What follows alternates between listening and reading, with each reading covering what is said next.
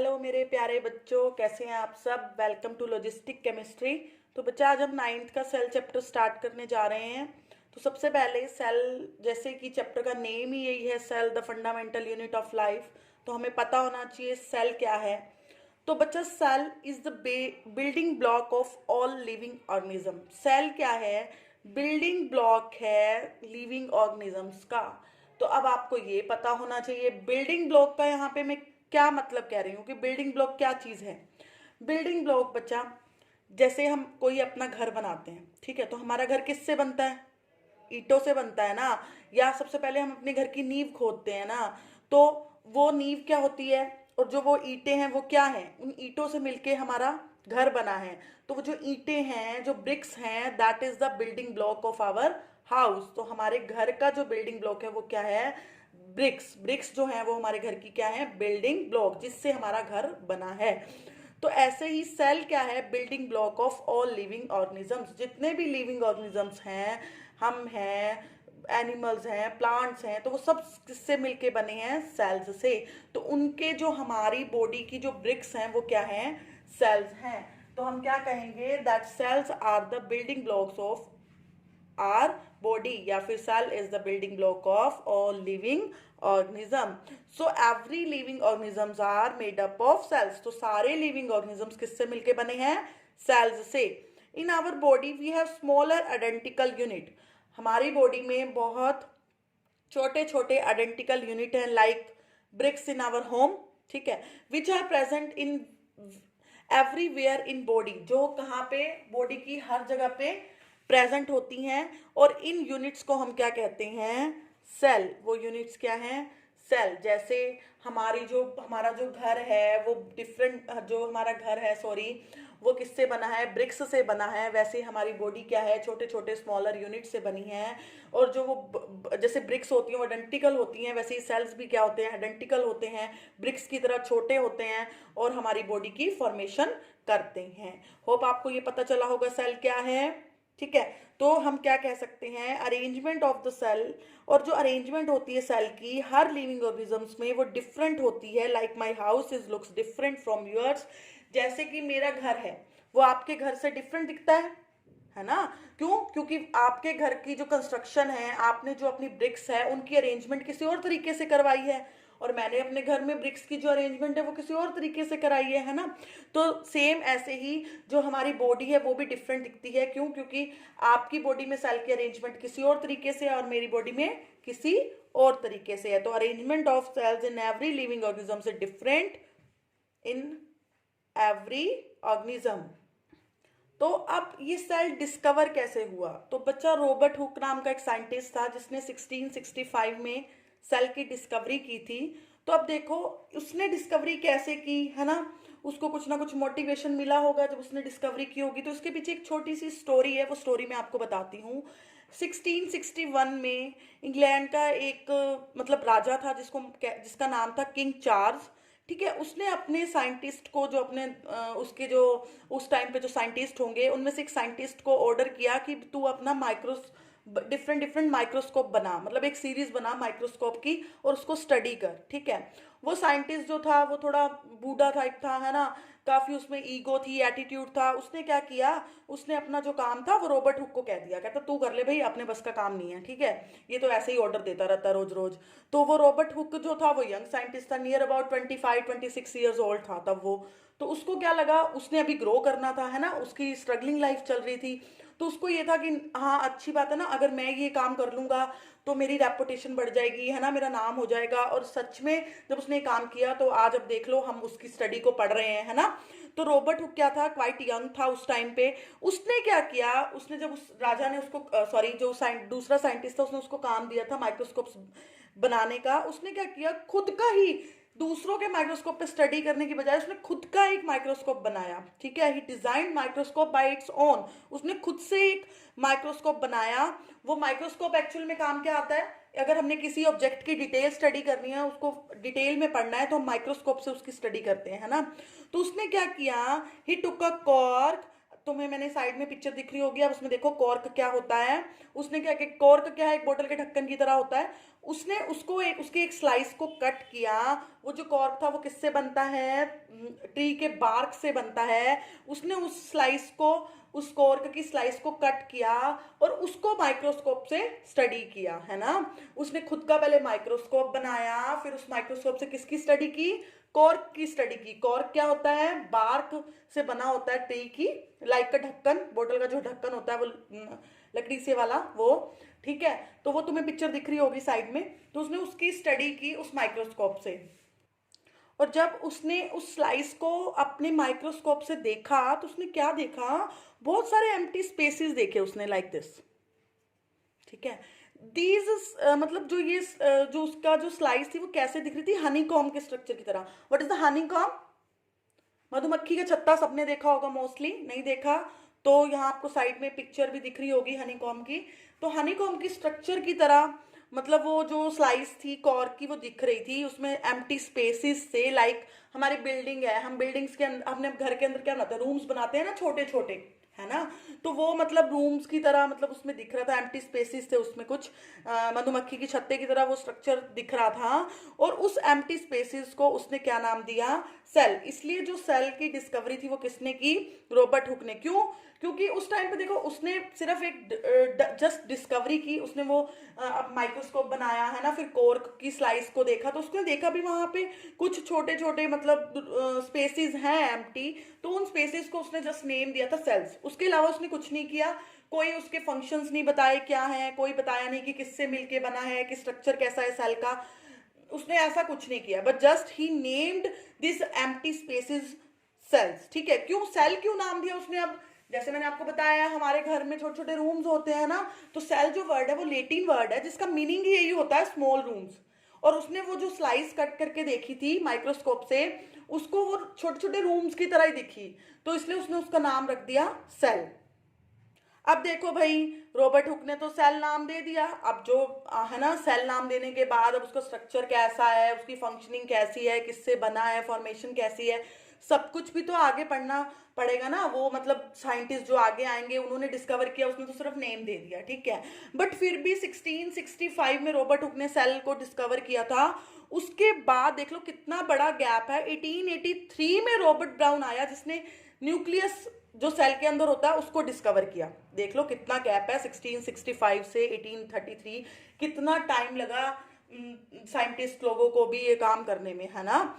तो जो Robert brown था वो 1833 में आया और उसने न्यूक्लियस को डिस्कवर किया। उसके बाद 1839 के नियर अबाउट शॉवन आया जिसने सेल थ्योरी प्रपोज की। देन 1855 में जो एक और साइंटिस्ट आया उसने बताया कि जो सेल होता है वो प्री एग्जिस्टिंग सेल से ही डेवलप होता है।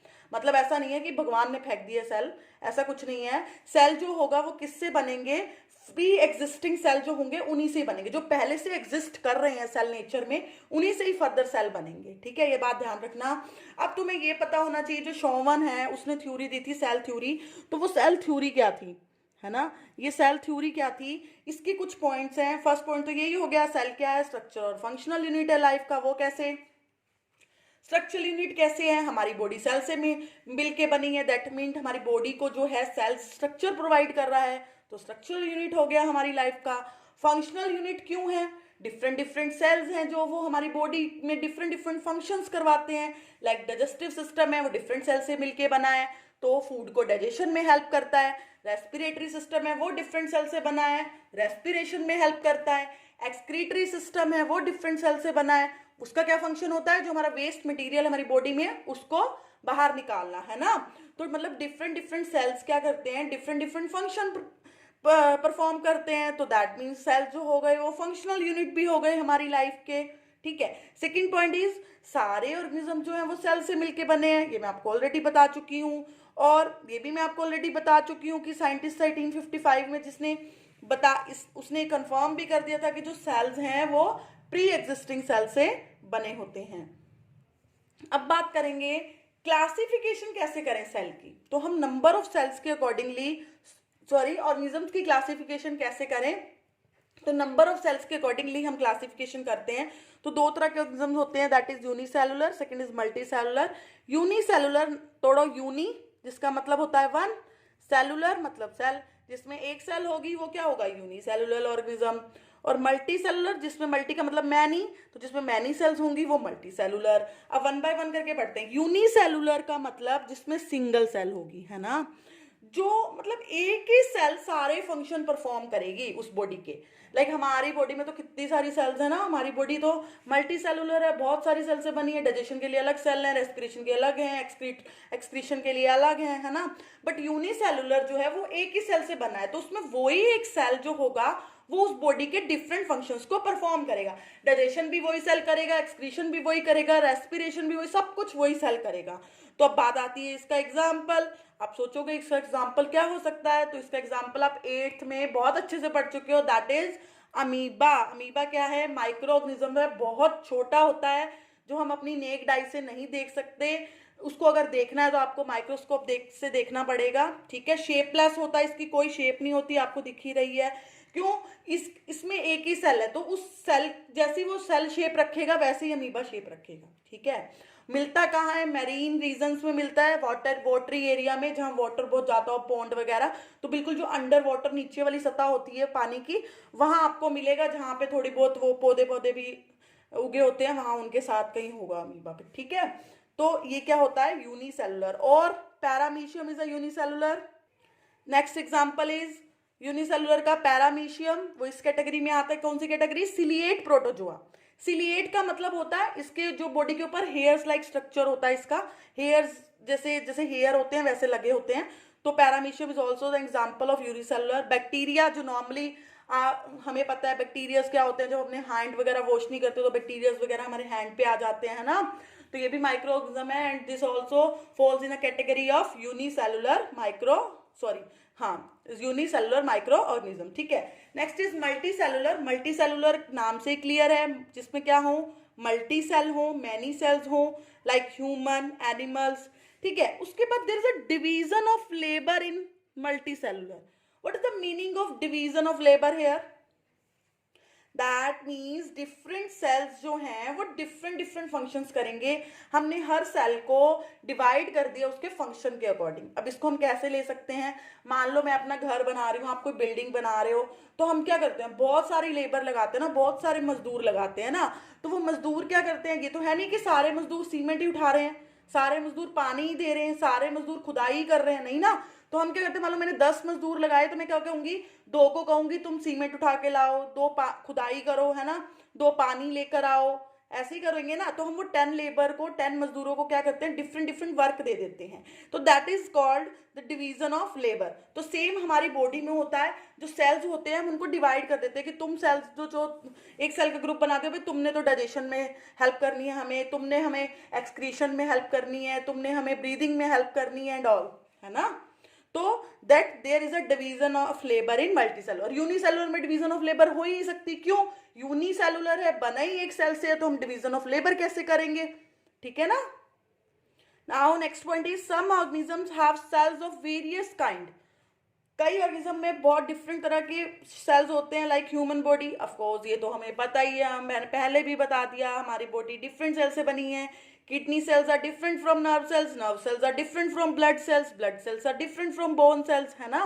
तो ये सेल्स होंगे वो आपस में डिफरेंट डिफरेंट होंगे और डिफरेंट डिफरेंट फंक्शन परफॉर्म करेंगे। तो इसका मतलब सेल बना क्या, तो देखो सेल बना किससे, सेल जो होता है वो कंपोनेंट से बना होता है, डिफरेंट डिफरेंट, और इन कंपोनेंट्स को हम क्या कहते हैं, सेल ऑर्गेनेल्स। क्या कहते हैं, सेल ऑर्गेनेल्स। तो जो ये सेल ऑर्गेनेल्स हैं ये फंक्शन परफॉर्म करती हैं, जिससे हमारा जो सेल है वो लिव करता है। A cell is able to live and perform all the function because of these organelles. इन ऑर्गेनेल्स की वजह से ही हमारा सेल फंक्शन परफॉर्म करता है और जिंदा रहता है, ठीक है। और all cells have the same organelles irrespective of their function and organisms they are found in। और ये जो organelles होती हैं वो मोस्टली सभी सेल्स में सेम होती हैं, ठीक है। बट हाँ ये है कि इन ऑर्गेनेल्स का फंक्शन डिफरेंट हो सकता है, मतलब ये ऑर्गेनेल्स हाथी के अंदर या फिर शेर के अंदर या किसी में भी ले लो, उनमें भी वही ऑर्गेनेल्स होंगी जो हम में है। बट हाँ ये है कि उनकी ऑर्गेनेल्स का जो फंक्शन है वो डिफरेंट हो सकता है हमारी ऑर्गेनेल्स से, पर होंगी दोनों की ऑर्गेनेल्स सेम। जो ऑर्गेनेल्स हम में प्रेजेंट होंगी वही उनके सेल्स में होंगी, ठीक है। बट फंक्शन अलग अलग हो सकता है और ऑर्गेनिज्म अलग हो सकता है, ठीक है।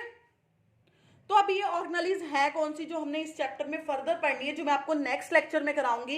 इस चैप्टर की डिटेल इंट्रो मैंने आपको इस लेक्चर में दे दी है, तब तक आप ये पढ़ लेना अपनी बुक से, जो भी बुक आप फॉलो कर रहे हो, प्रदीप, एनसीईआरटी, लखमीर सिंह, वटएवर।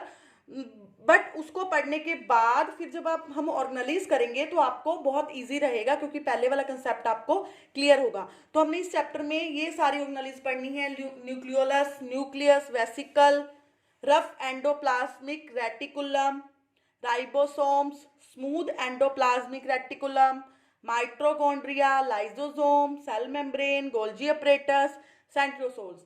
तो ये वन बाय वन करके हम पढ़ेंगे। होप मैं आपको 2-3 लेक्चर में चैप्टर कवर कर दूंगी। तो बस आप मुझे कोऑपरेट करो, जो मैं करा रही हूँ उसको साथ साथ करते जाओ, इवन नोट्स बनाते जाओ। जो मैंने लिखा हुआ है अपनी नोटबुक में नोट कर लो, ताकि इन फ्यूचर जब आप पढ़ो तो आपको बहुत इजी रहे पढ़ना, है ना, और आपको याद जल्दी हो जाए। क्योंकि ये मोस्टली जो सेल वाला चैप्टर है ये थोड़ा सा याद करने वाला चैप्टर ही होता है ना, ऑर्गेनेल्स के फंक्शंस वगैरह एंड ऑल।